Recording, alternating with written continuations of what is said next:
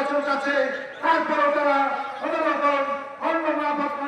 ঝিনাইদহের কোটচাঁদপুরে শহীদ প্রেসিডেন্ট জিয়াউর রহমানের ৪৪তম শাহাদাত বার্ষিকী উপলক্ষে আলোচনা সভা ও দোয়া মাহফিল অনুষ্ঠিত হয়েছে। বুধবার ৩ জুন বিকাল ৩টায় পৌর পাঠাগারের সামনে খোলা মাঠে এ আয়োজন করে উপজেলা বিএনপি। অনুষ্ঠানে সভাপতিত্ব করেন উপজেলা বিএনপির সভাপতি অধ্যাপক আব্দুল রাজ্জাক এবং সঞ্চালনা করেন জেলা বিএনপির সাধারণ সম্পাদক ফারুক হোসেন খোকন। প্রধান অতিথি হিসেবে উপস্থিত ছিলেন বিএনপির তথ্য ও গবেষণা বিষয়ক সম্পাদক আমিরুজ্জামান খান শিমুল।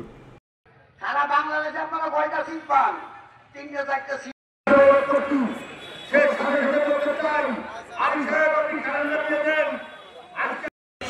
বহুদলীয় গণতন্ত্রের প্রবক্তা, স্বাধীনতার ঘোষক শহীদ রাষ্ট্রপতি জিয়াউর রহমানের ৪৪তম শাহাদাত বার্ষিকী উপলক্ষে আলোচনা সভা ও দোয়া অনুষ্ঠানের সম্মানিত সভাপতি, কোটচাঁদপুর থানা বিএনপির বিপ্লবী সভাপতি।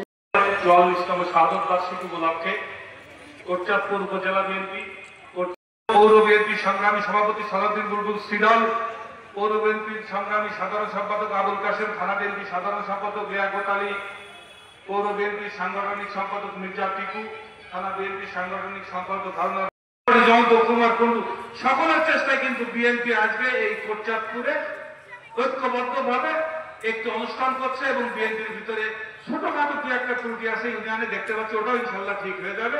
আমাদের জেলা বিএনপি আছেন